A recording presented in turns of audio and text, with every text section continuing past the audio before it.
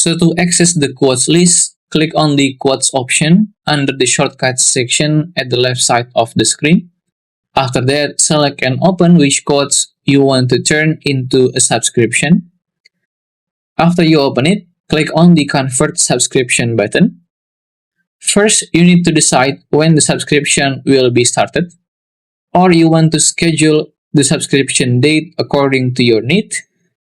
Then on the payment method, set up when is the last date for your customer to pay their bills after the invoice mail was sent to them. After you are good with everything, click on Create Subscription button at the top right corner. And there you go. The subscription is already made. At the quotes window, it will be written that the quotes was accepted and converted to a subscription. If you still have any question, just comment down below and I will try my best to guide and help you guys. If you find this video useful, please consider like and subscribe.